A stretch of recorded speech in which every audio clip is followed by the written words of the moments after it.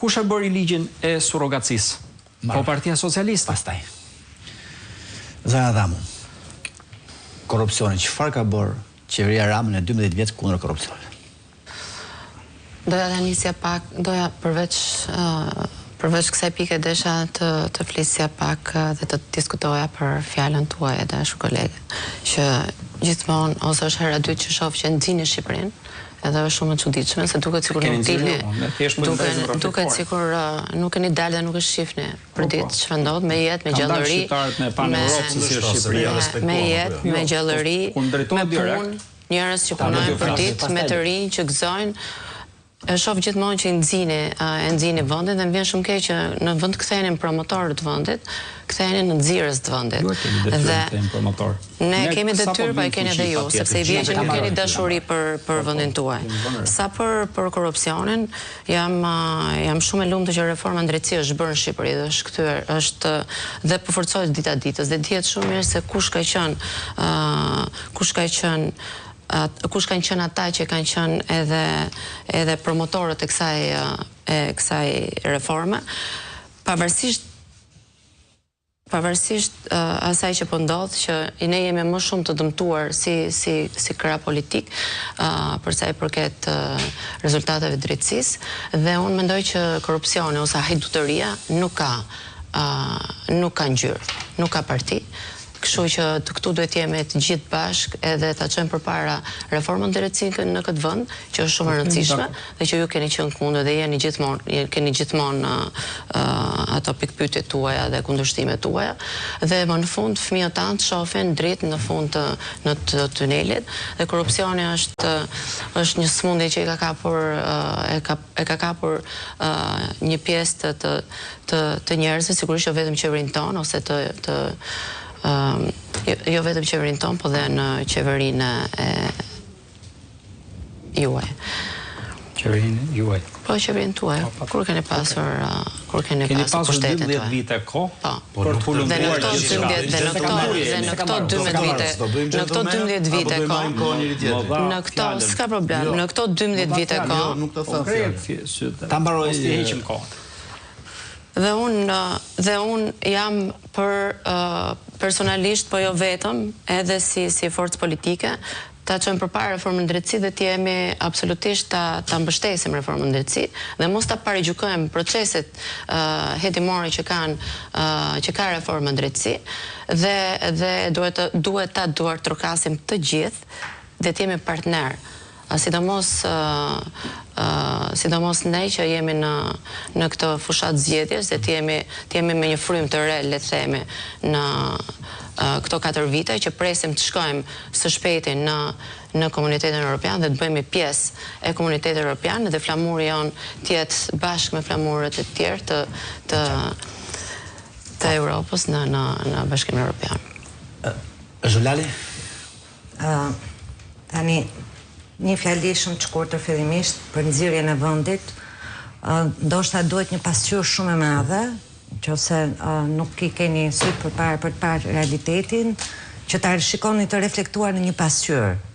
Ajo që po them unë dhe që e shikon çdo njeri sot, është e vërteta kjo që thash, pasiguria dhe babëzia janë 2 realitete të pakundërshtueshme sot nga çdo njeri që jeton në Shqipëri.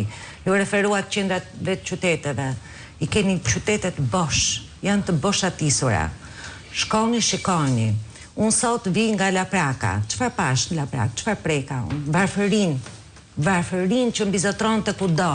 Takova 10 gra të cilat kishin një pyetje. Si mund të jetoj unë? Me një pension që nuk shkon as 100 euro. Ky është niveli i qytetarëve të Tiranës sot, banor të Tiranës. Nuk po flas për asnjë cep të humbur. Shqetësimi i qytetarëve sot është pse nuk shtrohen rrugët akoma në Tiranë. Shqetësimi i qytetarëve sot është pse nuk u bën akoma legalizimet. Shqetësimi i qytetarëve sot është çfarë do të ndodhë me pronën e tyre, se u çoni një cop letër, ja varni tek muri dhe u shkon fadroma u shëm shpinë. Dhe i nxjerrin mes rrugës dhe pastaj detyronin që t'u vinte dera si 2 psar për të kërkuar lëmosh tek ju. Ndërkohë që u merrni pronën, nuk keni marrë jetën. Këto janë shqetësimet e qytetarëve sot. Ju doni të shikoni shkëlqimin, numëroni turistët, numëroni. Por Shqipëria për ne e dashur Juli nuk është hotel. Për një turist mund të jetë hotel, për mua nuk është hotel, është shtëpia ime. Dhe shtëpia gjithë neve që kemi vendosur të jetojmë këtu. Dhe nuk do ta lejojmë që ju ta trajtoni si një hotel. Nuk është hotel, është shtëpia jonë. Për të shkuar tek korrupsioni. Tani të flasësh, e thash dhe më herë, të flasësh për korrupsionin këtu, nuk ka fjalë që e përshkruan. Por, me qënë se i referojmë i Bashkimit Evropian, Bashkimi Evropian ka nxjerrë një term të ri, që e përshkruan atë që ndodh këtu me një fjalë tjetër, thot korrupsioni organizuar, që do të thot bashkohet korrupsioni qeveritar bashkë me krimin organizuar, që është një gjendje edhe më e rëndë. Sa e përket reformës në drejtësi, do t'ju citoj çfarë thot World Justice Project, që është institucioni në botë që është më prestigjiozi i pavarur që merret me vlerësimin e reformave në drejtësi dhe institucioneve të drejtësisë në çdo vend. Thot nga 2015 kur kishim reformën e vjetër, që nuk e kishim bërë të ren, ne kemi rënë me 50 vende. Dhe sot jemi në të njëjtin vend kur e nditet Vietnami komunist. Jemi më keq se Rusia. Jemi më keq se vende që janë, nuk po them të botës tretë, po janë vende që janë diktatura të mirëfillta. Ky është niveli i sistemit të drejtësisë sot. Dhe 150.000 çështje që kanë mbetur peng për të zgjidhur çështjat e pronave, pensioneve. Po ju nuk e keni hallin tek ato çështje, keni tek dy çështje specifike apo jo? Mbaroj. Kjo është pyetja. Gjithë të tjera specifike. Pyetja e radhës, po prap këtu. Gjafaj. I besojnë drejtësisë re? Kam parasysh këtu se u futëm çështje konkrete. Sulme që ka bërë kryetaria e bashkisë ndaj drejtësisë dhe sulme që ka bërë kryeministri 3 ditë e para pas arrestimit të Zojit Veliaj. Syt me gjak, arrestime si në Rusi, ju vetë i besoni reformës në drejtësisë re? Unë besoj që të gjithë ne, të ekipit të 189 deputetët që janë pjesë e ekipit të Partisë Socialiste në këto zgjedhje, i besojnë reformës në drejtësi, patjetër.